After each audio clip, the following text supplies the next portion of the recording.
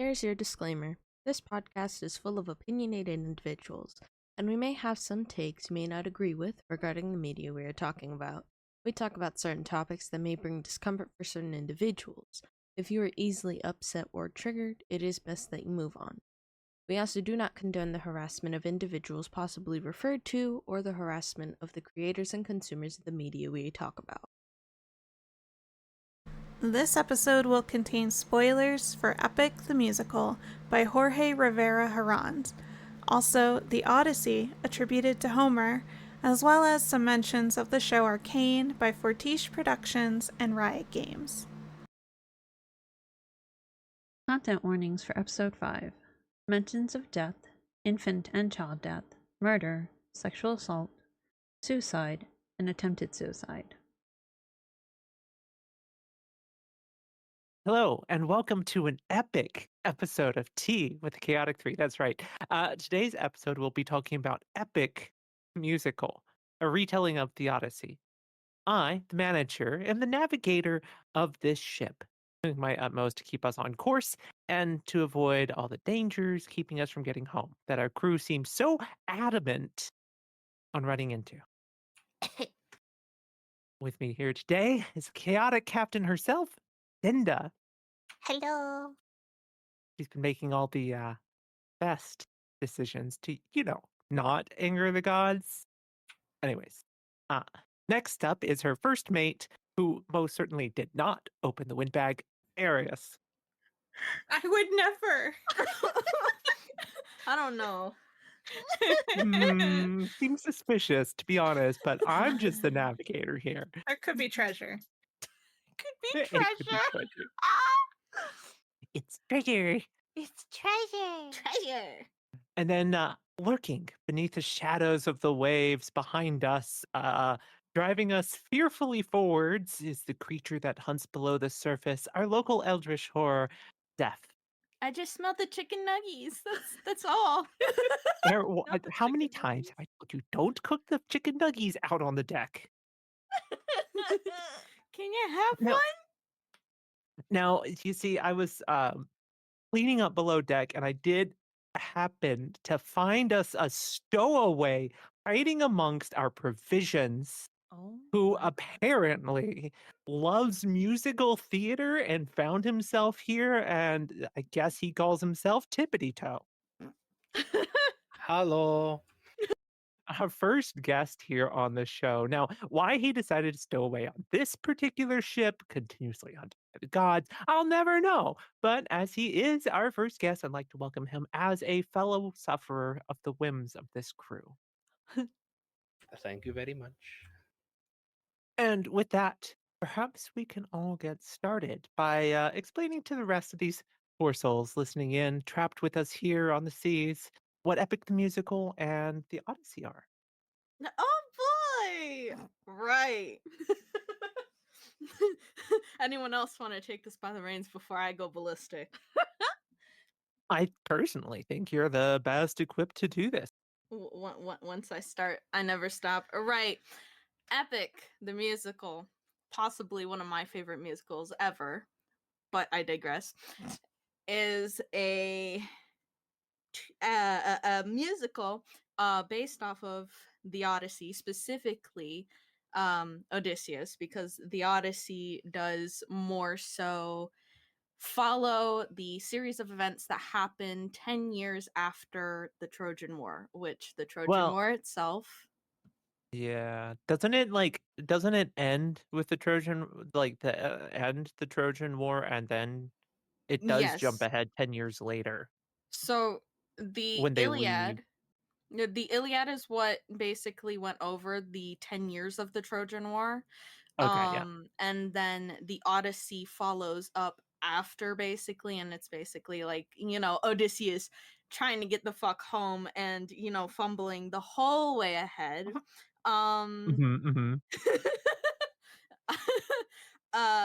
Epic the Musical was made by Jorge J. Rivera Herranz, and I hope I'm saying that right. Thinking.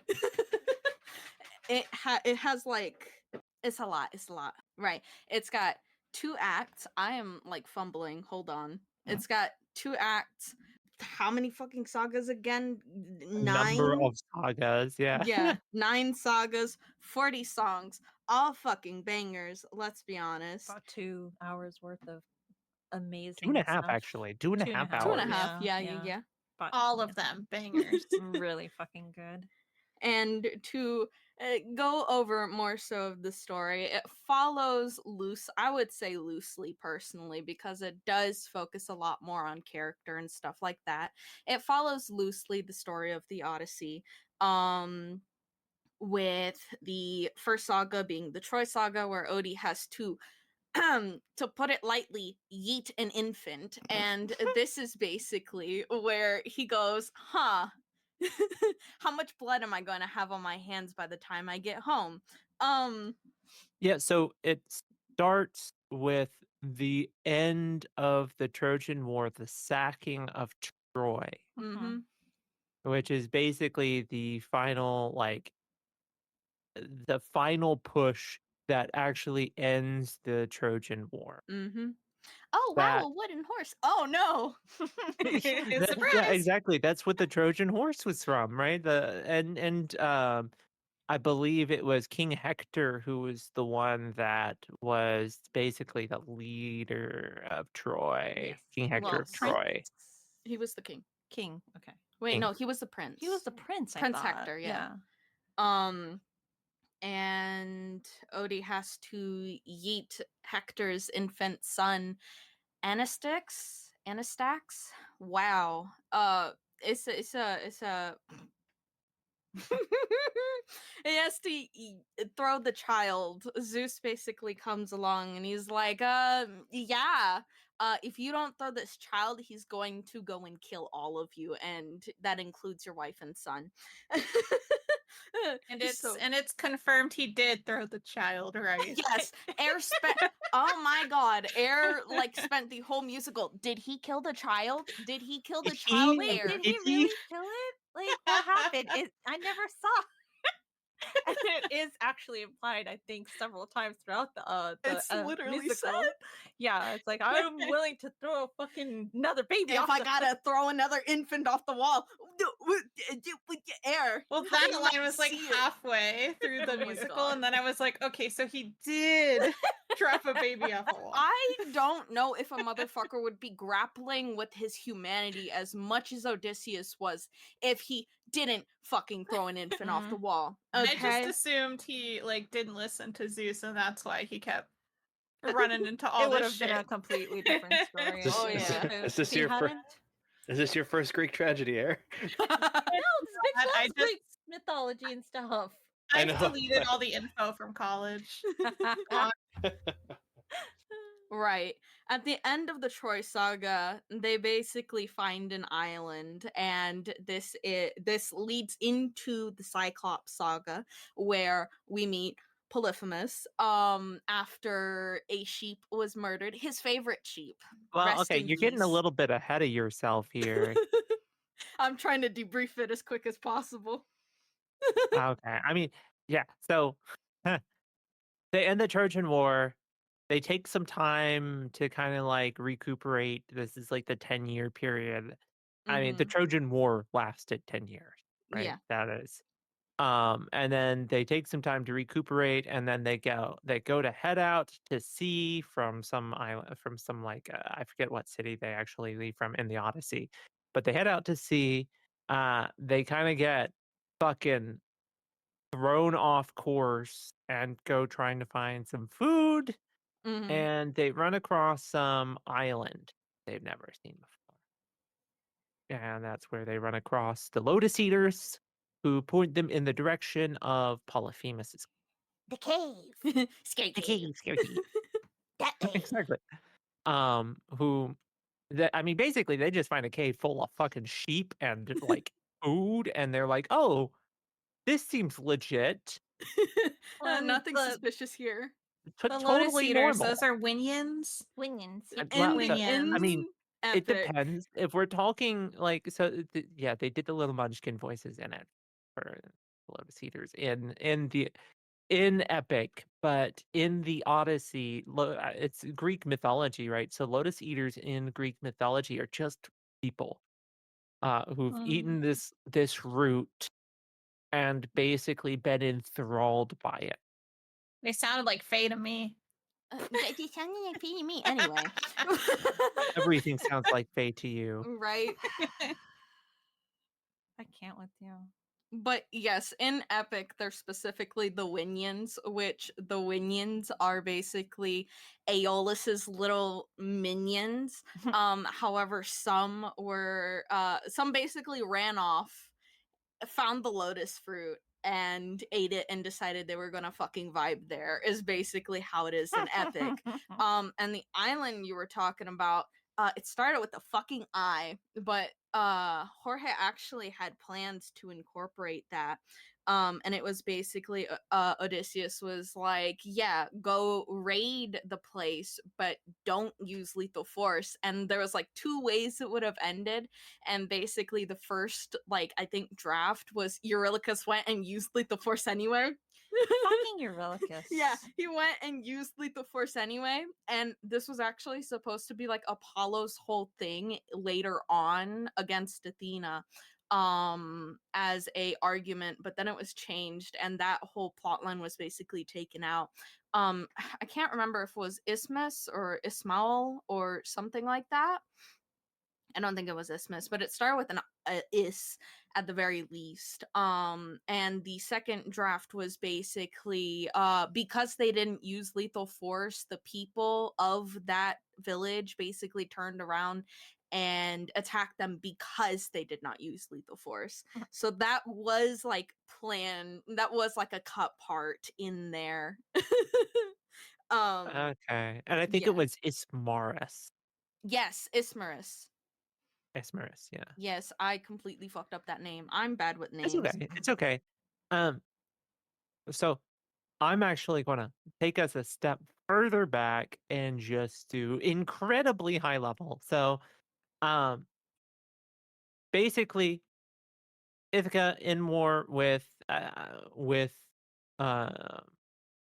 Troy, the kingdom of Troy. They have a long ass war, last 10 whole years, and then basically the king of Ithaca, Odysseus, uh, leads all of his remaining soldiers back home.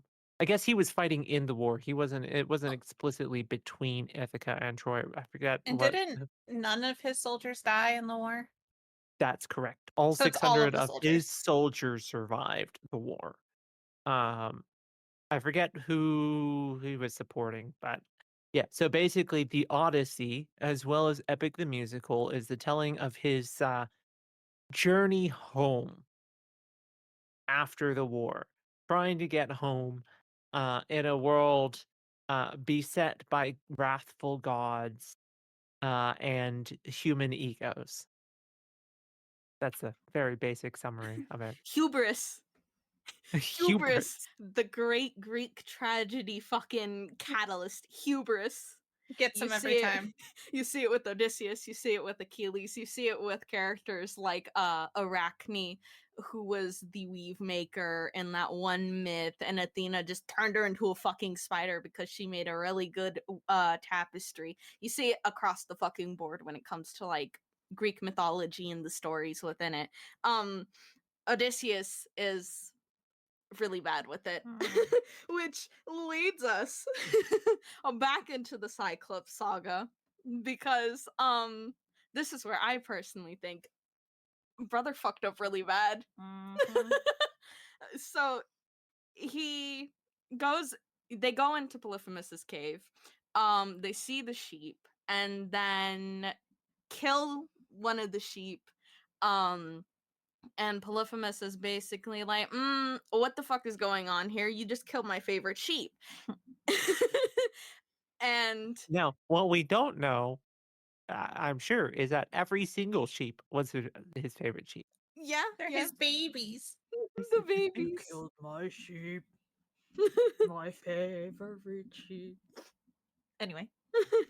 um, and Odysseus basically offers him wine, and from what I recall in the Odyssey, is this wine was basically like from the followers of Dionysus himself, or something along the lines of that. It was good ass fucking wine, and he hands it to Polyphemus as basically this, you know, here's a gift, and you let us have the sheep that we just fucking killed.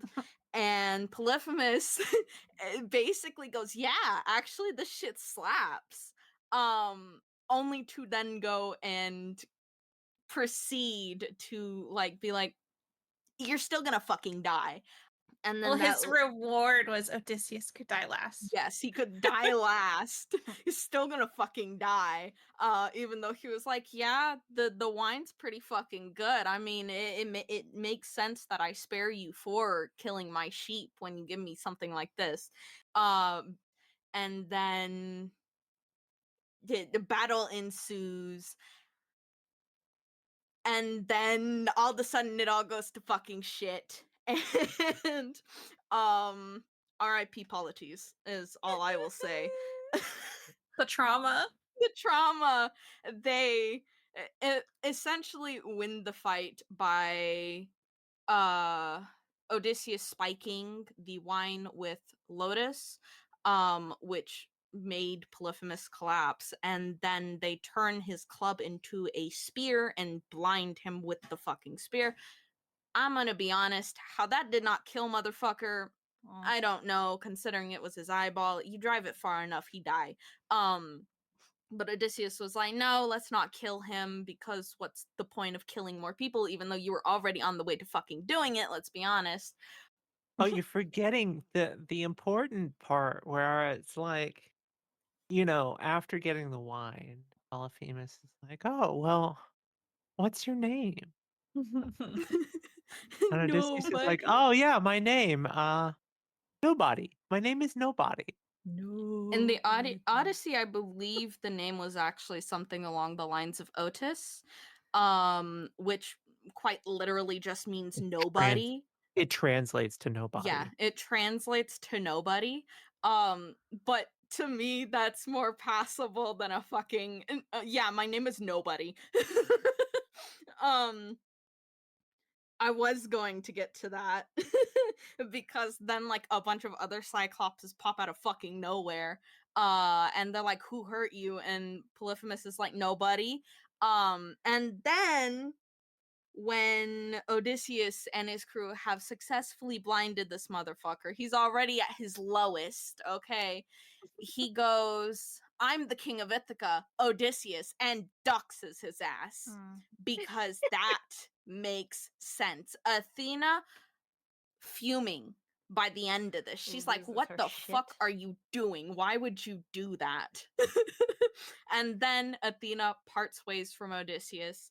They have a Basically, spat. They have a fight over, yeah. like he's like Moral high ground. "I've seen so much death in the war.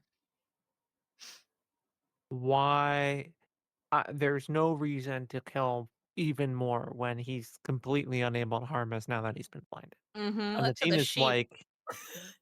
Athena's like, "No, you idiot. Why would you do this? Why would you do this? End him before he becomes a problem." Like midway as he's like between him them blinding Polyphemus and him doxing himself, they have like that little argument, and then Odysseus doxes himself, and then they have the entire like fight of like, you should have done this. Well, I don't want to do this. What's the point of doing this? What good is being a warrior of the mind if it means that more people die? Stuff like that. And Athena's basically like, I'm fucking out of here, and dips on his ass. Athena, don't go. He needs your ass because he cannot fucking do this on his own. And then we have the Ocean Saga, which one of my favorite openings probably in the saga. Storm is a banger fucking song. Air's favorite too, considering he fucking sings it. No, I'm that's actually going not. to Not in take. Storm. No, not Storm, but like who comes into this one in the Ocean Saga? I Yes, mean, in this saga, yes. I'm actually going to take us back a little bit, talk a little bit more about Polyphemus and the cave, because this time Rewind I want sound to talk effect. about it. Huh? Rewind sound effect. Yes, I can't do it, but rewind sound effect. Because I want to talk a little bit about. So we talked a lot about more or less what was in Epic the Musical, that version of it. But what we didn't talk about a lot is what's in the Odyssey. A little bit of a discrepancy here. And it's not a huge one, but there is a notable one, right? So basically, in the Odyssey, they find these sheep. They find this cave with these sheep, and they like uh, Odysseus's men are like, "Hey, we should take what we need and go." And Odysseus is like, "Well, okay, but there's a lot here. We should take our time, get everything."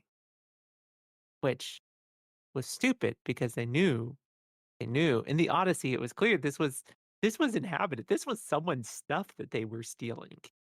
But he chose to linger a bit long, and the cave's inhabitant, Polyphemus, returned.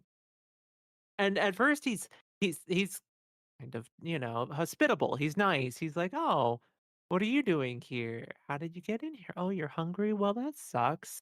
Maybe we can do something about this." Um,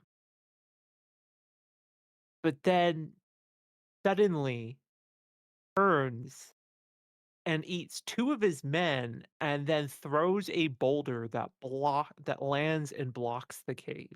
He basically like blocks them in there and he imprisons them to eat later. So future meals, him and the other men that he had brought to the island. Not all 600. Most of the 600 are still out on the ships at the sea, but it is Odysseus and some number of his men. I think it's like one ship's worth, which is something like 50-ish people. So basically, Polyphemus eats a couple of the guys and then imprisons the rest, including Odysseus. Now, this creates a bit of a problem because the only way out is through the entrance that is now blocked by this giant boulder that none of them can move. I mean, Odysseus right away wanted to kill Polyphemus, but realized that the only person who could free them was Polyphemus. So that's when he's like, okay, we need a plan. So it's the next day while Polyphemus is outside tending to his sheep. Odysseus finds a wooden staff cave. He uses fire to kind of temper it a little bit. And when Polyphemus returns, that's when he feeds him the wine, gets him drunk. Um, and so this is when the name comes up. And as soon as Polyphemus passes out from intoxication, that's when Odysseus and some men use the staff that he heated up and drive it into Polyphemus's eye. He wakes up shrieking, he's screaming. His neighbors come by to see what's going on. The other Cyclops, and but they leave as soon as he tells them, "Well, nobody's killing me. No one's hurting me, right?" Um, and so the next morning, they escape the cave. Um, by because Polyphemus is blind now, but he still goes to take his sheep out. And so they like hide on the bellies of the sheep. They like cling to the sheep as he goes to pasture them. So they sneak out that way. Um, and then proceed to steal the sheep because he can't see them to stop them. And yeah, and then they leave. And that's when Polyphemus is like, huh. But then we get to the Ocean Saga. Tell me, please correct me if I summarize that horribly. I think that's pretty accurate. I don't recall the majority of the Odyssey, just specific points. I'm just here to summarize Epic, to be honest. And this is why I researched. Okay, so back to Epic the Musical. Now we move on. After the cave, Polyphemus, wounded, well, blinded, Prisoners escaped, his sheep stolen, but he knows the person who did it. And then we have storm. All of a sudden, a storm breaks out as they're sailing, and they're trying to get at the very least to calmer waters. And all of a sudden, they see islands in the sky. Now, the difference here between the Odyssey and Epic is that what was originally meant were basically these islands that were floating in water that technically weren't like connected to land, like ground below. So they were floating islands in the water. But it was literal in Epic, where it was islands in the literal sky, and this is where they find Aeolus. And Odysseus basically goes, I'm gonna ask for help. And wow, Eurylochus is Yeah, like, really good. Eurylochus is like, let's not. You know what happens when you deal with gods. Something bad's gonna happen. Um, so they have the little argument between each other where Eurylochus is like, let's not test any more bullshit. And Odysseus is like, I need you to fucking trust me. He pulls him aside and goes, dude, what the fuck? And tells him to trust him. Eurylochus goes, okay. Motherfucker did not trust his ass because whoopsie. My notes just went bye-bye.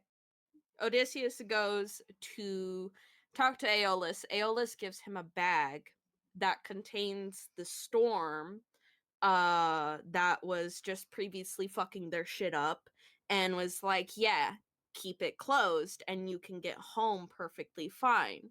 Odysseus has to stay awake because he's trying to make sure, because the Winions just fucking told the crew it's treasure. Treasure. Faye. Because you know, gods don't help people for fun or for no reason. They do it for fun, and they do it to make toys. It's not out of the goodness of their hearts. Yeah, they're doing it because they want to have some fun. Aeolus was very much this, so they hand over the bag, and the crew thinks it's parts of the crew thinks it's treasure. Odysseus is like, let's not fucking spread the rumor that it's treasure. Someone opens the bag because Odysseus falls asleep at some point. And this person takes the chance to open the fucking bag, looks over at Eurylochus. Motherfucker. And the storm Looks goes over at Air. Hey, air, coming up. the crime lord. The storm is released, at least for the most part. It was then closed, so like some of the storm came out, some of it's still inside of the bag, however that works. And then you have ruthlessness, because Odysseus doxed himself to Polyphemus. He went and told his papa, which is Papa. Poseidon himself. Papa Poseidon. It is over. It is so fucking over. Poseidon goes. Poseidon goes, and he starts killing motherfuckers. Destroys basically the majority of Odysseus's fleet, and in his words, ruthlessness is mercy upon ourselves. 558? 558, yeah. 558 men. Yeah. Mm. Basically destroys all of the boats but Odysseus's. Pretty But much. there's only because, He was saving him for last. well, that Wanted and to teach a Odysseus lesson. was a little bit. He was a bit. He was in. He applied a little bit of ingenuity and managed to save himself and the remaining 44 members of his crew. Mm-hmm. I mean, the other 6 of which were killed by Polyphemus. Nom nom nom. Mash. French. Yummy. Um, Pancake. Pancake. Cookies. So fucked. um. So Which, the thinking about, that's a little bit.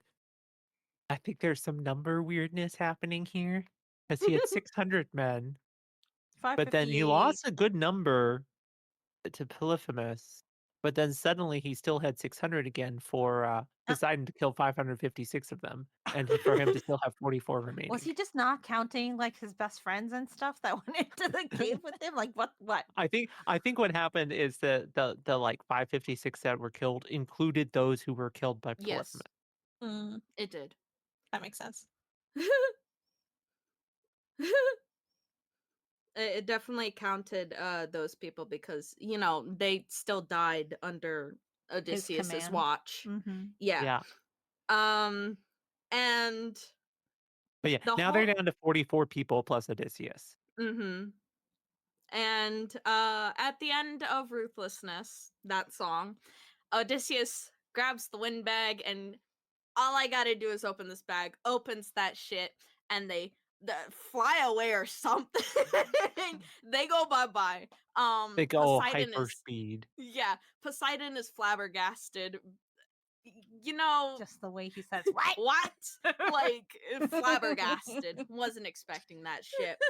And The audacity of this man to do this in front of a god. Well, how I dare. also so like the whole song Ruthlessness has a lot of really really fun little tidbits in it. Like one that I keep going to, like this line that's like the line between naivety and hopefulness is nearly invisible, which is in response to Odysseus basically being like, "Hey, we only blinded him so we could escape.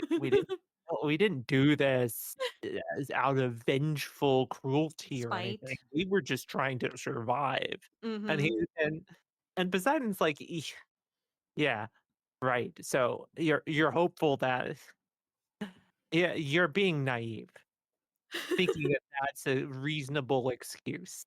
Yeah. Um, Dude's got one eyeball and you stabbed it. What do you think's gonna happen now? right. Because There was Poseidon says also in the song, if you just Uh, killed my son, you wouldn't have to deal with this. there is the factor that especially in like ancient times, ancient Greek like stuff, mythology and stories and stuff like that, it was more honorable to die in battle, and the Mhm. fact that Odysseus mhm, not only blinded Polyphemus but decided not to finish the job was like a big disrespect on Polyphemus's name and by extension and His Poseidon's father. name. Yep. Poseidon. Yeah, it was a huge slight against Poseidon. And Yes. yeah, so him being like, yeah, no, we just did it to survive, rather than acknowledging the whole cultural impact of what that means. Culture he's a part of. The Yeah, we basically told you that your son's not even worth being considered a warrior or worth killing. Mm-hmm. Which, yeah, that's spitting in a god's face. Who's, yeah, not a good idea. Not a good idea. And then to dox yourself. I will never Yeah, let go of it. To dox yourself to dox afterwards. yourself like, oh yeah, remember us. Remember the next people you do this to. Remember us. Remember specifically me, because for whatever reason, you should remember me, the fucking reigning king of Ithaca, Odysseus. Your darkest moment. Like Oh, you're talking all that shit and then you turn around and have your shit fucked up. I mean, Hubris. hubris. Darkest Always moment, hubris. literally, considering he can't fucking see. And then Poseidon turns around and says, I am your darkest moment to him. Oh, Uh-huh. so many good lines. So, Oh, so I mean, good. and then same like, song. It's Air great. is just simping Well, right Air discovered Poseidon's, the voice of Poseidon Yup, for yup, Epic, yup. and all of a sudden she's been It's just fatting Steven herself on the Rodriguez. god. Poseidon apologist here. ugh, Um, I just wanted to add, no, not a Poseidon apologist, but on the same vein of that song, he also says, "You're the worst kind of good because you're not even great," and Yep, it's like yep.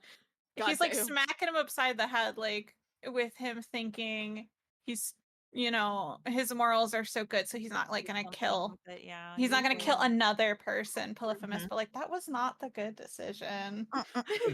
Blinding a cyclops, taking the eye of a a, cyclops. a fucking what is it, demigod, basically? Yes. Basically, He was as a the child demigod. of a god. And oh Yeah. my god, you're so dumb. I And enjoyed that he gets ripped into that Oh whole yeah. song. Fuck yeah, it, it's great. that was actually going to be the other line that I was going to talk about from that song was like, "You're the worst kind of hero. You're not even good. Mhm. you're you're good. You're not even great, or whatever it was." Mm-hmm. But The worst kind of good because he's not great. Mhm. yeah, Mhm. A this Greek that whole reeks of false righteousness. yes. Mhm. Mhm. Like, damn, tear him Mm. up, I guess. I mean, yeah, He it's deserved this it. whole like calling him out on this whole like I've killed so many people in the war. I shouldn't. I've seen enough death. It's like he grew a moral compass out of his ass I all of a killed sudden one sleeping day. Trojans and now I feel bad. I Yeah, threw a basically, baby off a wall.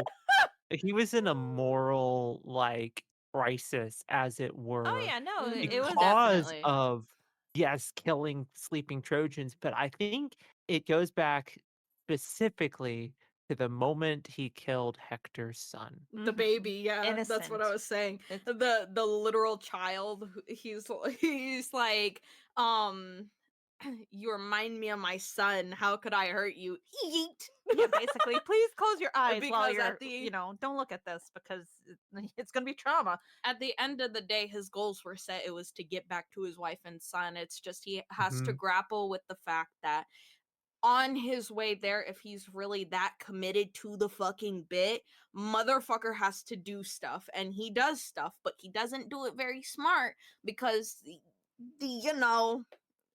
fucks up. That's all. He fucks up like several times. Mm. Eh, That's an understatement in itself, right? Um and then I believe we can move on to probably my favorite, like not my favorite, but the Cersei saga. Mhm. I fucking love epic Cersei. I think she's a great interpretation of Cersei. Basically, Odysseus and his men wind up on Cersei's island. And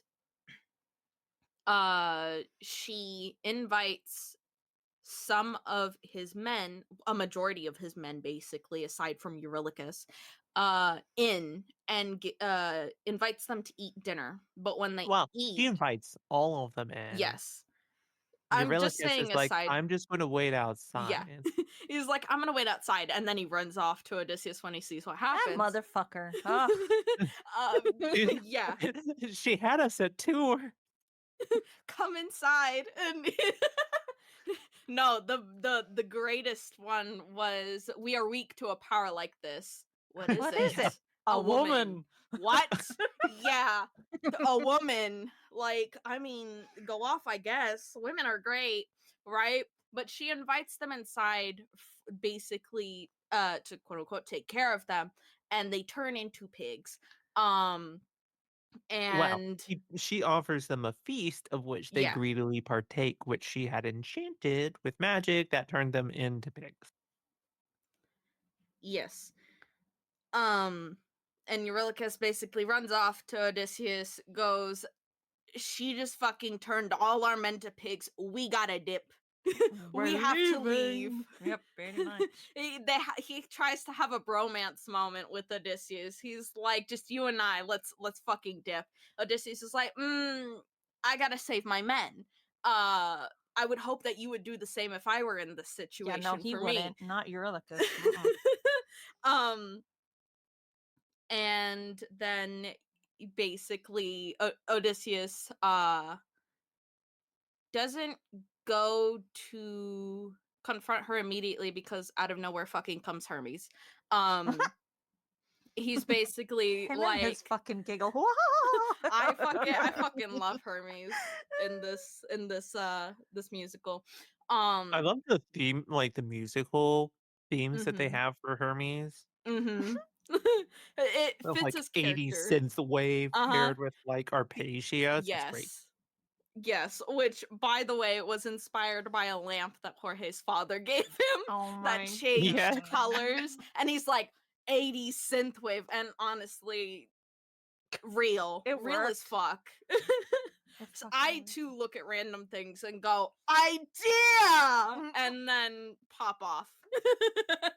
But yeah, so Hermes comes out of nowhere. He's like, you can't take Cersei on alone, so here's this special little plant that I call holy moly. I can't Holy with that moly. fucking holy moly. Holy A moly. root.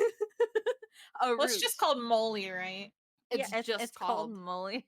Holy moly Yeah. for music's sake. Holy moly because he wanted to be funny Ooh. in the moment. Yeah, I call this root holy moly. And then he hands it off to Odysseus, and then fucking dips, right? Thanks, great Peepaw, I guess, because Hermes is the great grandfather of Odysseus. And just, for some reason will pop in and go, yeah, I'll help you. Don't thank me though. Both times that he goes to basically assist Odysseus, he's like, don't thank me. The first time it's, you're probably gonna die, and then the second time it's, I'm not the one you should thank. Even though he's the one running over there I mean, to messenger do and it. all, Yes, you know? messenger and all that, but also like Peepaw. Peepaw. Great Peepaw. Odysseus takes this route. He goes to confront Cersei. And Cersei's basically motive for turning Odysseus's men into pigs, in epic at the very least, is she has nymphs and people on her island, specifically nymphs on her island that she views as her family, her daughters. And the last time that people came to her island, they were attacked. So she's not taking chances with more men coming to her island and possibly taking advantage of all these women on this island. So Cersei's basically like, yeah, I'm going to turn men into pigs and then turn them into dinner. The poetry in that is Yeah. Well, amazing. also when you consider what it meant by attack. Yes. Yeah. It's implied. That's to what I mean. The me, poetry in Yeah. that is it's absolutely It implied was that amazing. they were brilliant. assaulted. Mm-hmm. But yeah. Appropriate punishment. Yes, real. I don't blame her. No. I don't blame her for going, men, bye-bye. Because, girl, let me on your island at that point. So Odysseus takes this route. He's like, I got this route with my bare hands, liar ass. And Cersei's She just called him the fuck out yeah, on it. Cersei's like, Hermes gave it to you. He's like, anyway, Yeah, I mean, yeah, okay, but yes, anyway. they basically have the like, the root basically imitated Cersei's powers from what I understand, and Mhm. Odysseus was able to fight her On based off of equal that footing. on equal Basically, footing. basically, it just allowed him to negate the effects of her magic. Yes. And technically he wins, but then Cersei turns around and basically tries to seduce him. There are other ways of persuasion. It's a good song. It's good. It's a good I song. love epic Cersei so much. Which in the Odyssey, like, I mean, they It's very do different. it's a little different. I wouldn't say it's very different, but I it does say the ending is very different. Yes, I say it's very different because in the original Odyssey, yes, Cersei turns Odysseus's men into pigs, but from what I understand, there was a good amount of coercion on her part, and she basically forces Odysseus to Mm. sleep with her. Well, he makes that assumption that he has to. But yes, you're right. To me, I it mean, felt very coercion much is like very much coercion. yes. Coercion is still because coercion. yeah, and then she kept him for like a year, I think. He and his men chose to stay for a year. She didn't keep him there for a year. He chose to stay for a year, if I remember correctly. I honestly don't I'm talking remember. based off of what I remember. Okay, fair enough. Yeah, I I could be honestly wrong. don't You, remember. yeah, It very much wasn't a position where Odysseus would have willingly done it, considering. Mm. yes. But basically, in Epic, he doesn't sleep with her because his wife guy vibes are so off the fucking chart that he basically goes, I miss my wife. It's been 12 years. Technically it was 10 by that point. But that was like a small lyrical mishap. Small, but it's like epic in Epic it's 12, you know. I mean, I guess you could say it's an epic mishap. Anyways, Oh my god. Anyway. Odysseus is like, I miss my wife, and Poseidon's out to get me, and Circe's like, damn, motherfucker down. Real bad. Down in the dumps. And then she's like, I guess I'll help you and your men. But I can't send you to Ithaca. What I can do is send you to a dead prophet in the underworld. yeah, she's like, you need to talk to this guy, but there's a slight problem, and that problem is he's dead. He's dead. So, what I can do for you is to get you to be able to talk to him. So I'm just going to send you to the underworld. Off you go. And this is the one time that kindness does Odysseus any fucking good, where he, chooses to talk it out with Circe instead of like, anything else. And she's like, actually, I'm gonna take a page from your book. Maybe kindness will actually work. So, like, in a way, kindness is like kindness slash talking to someone rather than fighting. This is the only instance in the entirety of Epic where it fucking works. Now, I'm going to be a little bit mean and say that we can't keep talking as in depth as we have been on every single I saga know. or I'm song. trying to go with I mean, Epic. yeah, if we just do the epic, we'll probably blow through this. That's what I quicker. was trying to do, like summarize the sagas for Epic. Yeah, It is. yeah. Underworld. Then we have the underworld. They go down to the fucking underworld Circe sends them to, and they get surprise visits from Polites and Odysseus' mama. Odysseus finds out his mama is fucking dead. And then they go and they find the prophet Tiresias. My favorite song in all of Epic the Musical. It's so good. He was just there to drop a banger and dip. I mean, he was Basically. dead, right? Yeah. There's a lot of foreshadowing in that song. That I mean, I'll go over it now. But like this song's just spoilers upon spoilers, right? He's He literally telling says him. everything that's Yes. going to happen the rest of the whole thing. Well, In Act previous 2. and then rest as well. Like he Well. mentions all the shit that he's already done and all the betrayals he's already gone through, Mhm. and then he goes in and talks about the rest of it. It's primarily based off of like what's going to happen in the future in Act 2. So like you have different the different lines and stuff, which I won't go too into depth about the specific lines, but he basically says, I see a siren. Fucking, he doesn't say this literally, but he says it in song format where he sees a siren singing basically a song of past romance. I'm gonna name the lines anyway, fuck it. But a song of past romance refers to the song Suffering, where a siren pretends to be Penelope and tries to lure him into the water.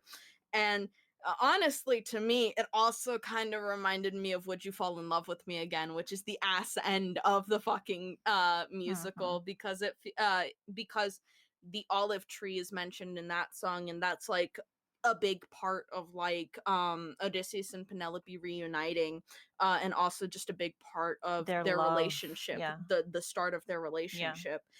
Sacrifice of Men, where Odysseus yeets his men, 6 of his men, to Scylla.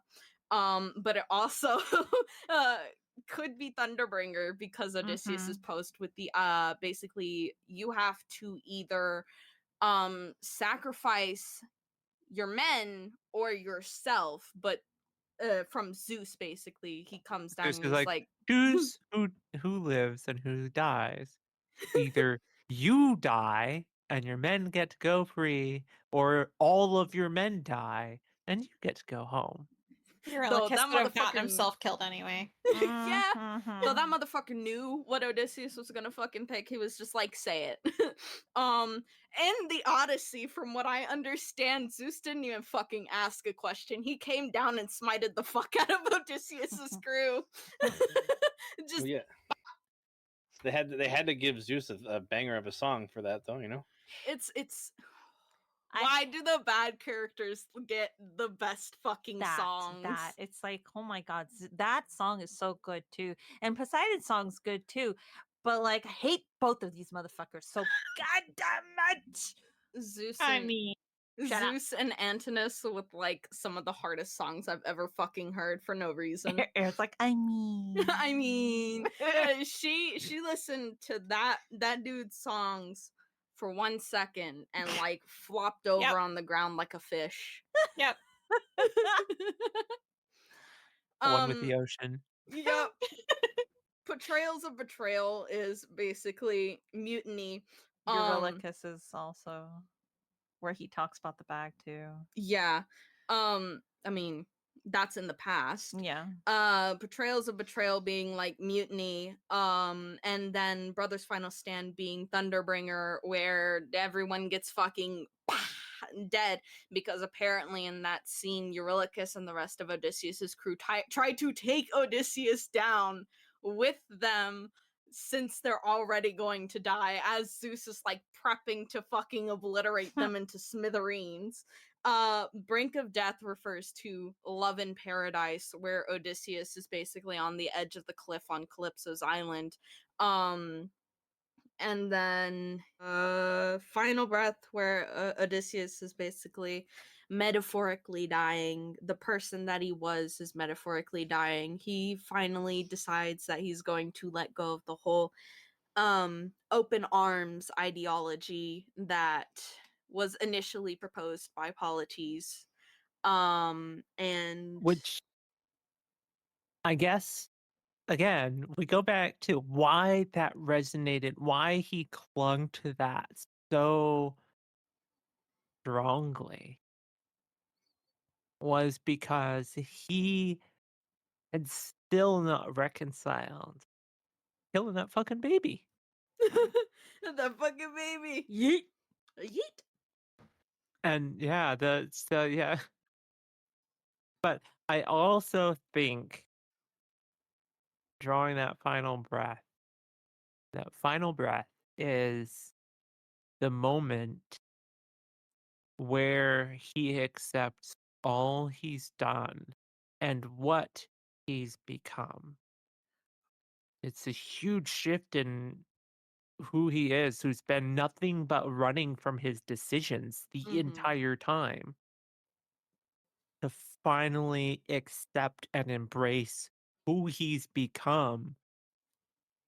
Final breath as what he was, and the start of a new life as who he's become. I'd like to add, at this point, I still wasn't sure if the baby was killed. They're still like, And I wrote that did down. he kill the baby? Is that baby still alive? There's like, Never thought out. so there's a chance the baby's alive, right? Still, I chance the baby's alive? wrote, Aaron was wrote- trying to cope with the fact that the baby fucking died. I wrote down, you didn't kill the baby, did you? Or did you? Just like Odysseus, she's in denial. I think she's more in denial than Odysseus was. That's true. Just the whole way through, the baby's alive, right? Is it? I don't Even know. at the end, which is funny because I'm pretty sure there was a comment at the end, around like the end, where she was like, baby's, he didn't kill the baby, did he? Where's the baby? I think by the end I was like, okay, yeah, he definitely did. Yeah. Um and then we have Man Who Makes It Home Alive, which is basically Odysseus after finally accepting the fact that he is in fact a monster and he must be a monster in order to get home. Basically coming back to Ithaca to his palace, physically returning home, but in terms of his beliefs and who he is, not returning home. So that Odysseus that was, like Kurosa said, running away from his decisions, is gone Mhm. and is not what's The coming home. naive and overly hubris. I mean, he still has a mountain of hubris, but it's less. Oh yeah. For sure. Um And then there's Tiresias talking about the palace being covered in red and how Penelope's going to be with a man with the trail of bodies. Odysseus doesn't But it's realize that this is no him. longer you. Uh-huh. It's not you. And he's like, Od- who? Odysseus becomes an angry owl. Basically. I had a good laugh at Odysseus being like, "Who? Who? Who the fuck you Like, mean who?" what do you mean who? I mean, he's being as unspecifically specific as possible. Tiresias was there to drop a banger, be cryptic as fuck, and then run off. Fucking riddles. Run off in their robes and just like dash away. I mean, he's already dead, so And then he's like, we got bingo at 6. I gotta go. Not the bingo. Hades is hosting bingo. Oh my god. Yeah, or is it Hades trivia? It's actually Persephone's trivia night. Trivia night with Persephone. Love that. We get to pet Cerberus at least once. Once is too less.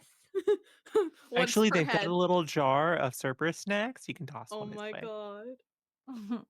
They're little Even do souls a of the trick damned. if you're nice.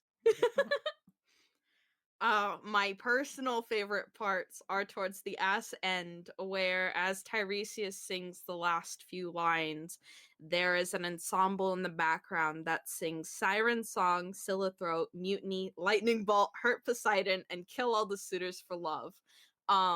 Throughout Tiresias singing that. And initially it wasn't revealed those lyrics were because they were fucking spoilers for the entire goddamn act 2. They were definitely towing the line of like, yeah. Ooh, like you can barely make it out, but like when you find out what the actual lyrics are, you definitely fucking start hearing them and you're like, what the fuck is that melody? But so entire spoilers. I fucking loved that though, with like the very vaguely understandable words in the background being sung as the voices tell Odysseus what's gonna fucking happen. it's almost like they were trying to warn him. I mean, shit, Like foreshadowing yelling and it. all that stuff. Yeah. It was like, Uh-huh. hey, bitch, try to listen. Like, listen to us. And then at the very end of the song, the ensemble chants Odysseus specifically 2 times, which is basically a foreshadowing of the song Odysseus, where Odysseus, is basically the fucking final boss at that point. Like he is the final boss and he wins. That is where Act 1 ends off, and then the next saga would be Act 2, or the start of Act 2. And hopefully, coming into Act 2, we'll have more input from our up to now relatively silent guest. But I mean, we're going to be hitting up on like I mean, Act 2 has my hands down Zeus and- favorite yeah. songs. Like Antoinette. it's definitely where I was like, because I when Zeph had mentioned this musical to me, she messaged me in DMs, and I was like, she's like, have you heard of Epic the musical? And I was like, oh, have you heard? Sorry, have you heard of Epic? And I was like, and I asked her the musical, and then she wasn't awake at the time. I literally just Googled it and I was like, okay, let me listen to it. And like the first act, I was like, okay, this is a really good musical. I'm hooked. Like this is the story of Odysseus. All right, yeah, I like this. And then like Act 2 hit, and I was just like, oh, they didn't hold back. Damn, the shit slaps. And I was messaging Zeph like, as I said, I was like, well, I listened to the whole musical, and she was like, what? It it was so funny because the difference between Tippity That's what I was and about to talk about. Air. Yep. When I tried, basically, I infected at least the majority of the current group with Epic. Zinda, Air, Tippity. Infected. I jammed my fingers into their brain and told them they had to listen to it, otherwise they'd break a bone one day. Not really, but I showed it to Tippity. That motherfucker hopped on it like it was, I don't know, the best shit ever. Which I mean, let's be honest, it kind of is. It's definitely one of those things where I'm like, I'm really curious to see how they do this on Broadway. It's Oh and my that's because, God. and this is coming from someone who used to do theater and musical theater, so it's like I'm interested to see how it plays out, if that makes any sense. Seeing it like adapted into like an actual music one Mhm, day, Yeah. musical one day, Mhm. I would be so fucking like, yes. Maybe one day we'll go. But it's one thing is like, if all Zeph had to do is like, have you heard of Epic? And I was like, a musical? And then immediately once I found out it was a musical, I was like, well, I'm already on board. I'm gonna listen to it. Because I'm, like I said, I come from a theater background, so I absolutely love musicals, and just that alone will get me to listen to it. And then the fact that I'll be honest, there's not a single bad song on this. Let's be honest. And there's It's just so not. good. And they just seem to get better as the show goes on, and I'm just like, man, this is The tension. Yeah, the fucking Tippity did cinematic. cartwheels to the fucking like yeah. So like playlist. so from the time I messaged Zeph saying, asking the question, the musical, to when I responded, it was literally 2.5 hours. The entire like I watched it and immediately was like, oh, this is amazing. He did cartwheels and went hyperspeed. Like the plan was I would send tell him about it and then send him the playlist. He didn't give me time to breathe. I think it was 12 a.m. Was it 12 a.m.? 12 p.m. It 12 was p.m. yeah, it was noon. 12 p.m. He goes, the musical. He runs his ass to go listen to it. And then he comes back damn near 2 hours later. So I listened to it. I'm like, damn. Okay. Air, on the other hand, I sent her that musical. It took her 6 months at least. And the tab was open the whole fucking time. It's been open I in my tab. have the tab open the whole time. I listened to Act 1 within like the first month. And then there was like a 6-month gap there. Oh, But then 5 songs? Took her a Well, but- month to listen to 5 She songs. got to the Ocean Saga at most. no, I got to the Underworld because I think I No, messaged they you about finished the Polities. first act. Yeah. So why is But- Polities pulling up? Because the trauma. But like 2 weeks ago, I think, like I just sat down and like that's all I did. I did nothing but witness the whole thing start to finish, and then Shit, like that's was made you. listening to it for like the next week straight. She only listened to it because we had an episode planned specifically around Epic, and she's like, okay. And then she has a doc in our fucking outline that's titled Air's Rambling. And when I tell you, watching that shit in real time was so She fucking was going funny. through it. She was losing it because I started watching it, I think, when she got to the Underworld. So I'm watching her go through it, she's going through the grief of hearing Polities sing again. Again. Which No. real as fuck. Wasn't it because she sent something in our private Yes, DMs? she sent and something. she's I was like, holy shit. why is Polities in fucking Underworld? Yes. And she said, why is Polities in the fucking Underworld? So fucking funny. Polities pulling up was like a punch to your jaw. Odysseus's mama pulling up, That was so fucking gut sad. punch. That And it didn't hurts upset me. even more. And what hurts even more is the fact that Jorge had his own mother Mhm. sing as Odysseus's mom. And for some reason that like made me hurt even more. It kicked me in the gut again. Apologies like took brass knuckles and like punched me in the gut. Anticlea straight up took a mallet and started bashing my skull in.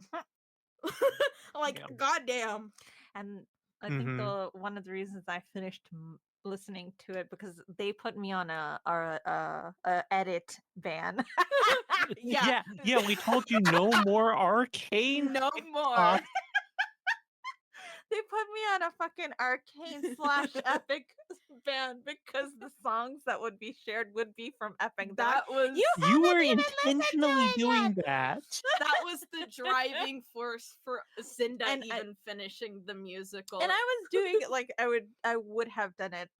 It was the 600 Men one. After that one, y'all were like, okay, that's it. No, that's it. Get the fuck out of here. Go listen to the fucking musical. Go fucking listen to the musical and then you can start posting because there is such an overlap with like epic fans and fucking arcane fans and epic fans and lads fans. Mhm. Oh my fucking god, there's I honestly such an overlap. there's an overlap in almost all of the genres with epic right Oh, now. yeah. Like with every single like fandom essentially because like I see it in Demon Slayer, I see it in My Hero Academia. They're like Well, their edits of that s- too.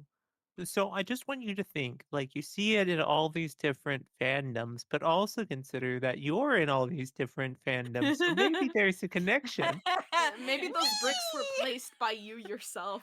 I mean, they were placed very lovingly there. After Girl, each you one, be chucking them. after each one hit me, then I hit you guys. She grabs the bricks from her brick pile and she just like throws them full force.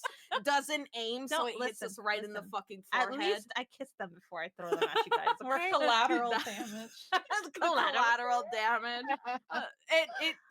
It took me and Karosis banning Zinda from ever reposting. I Like, was arcane obsessed. though. like her Still arcane are. obsession. Don't say was.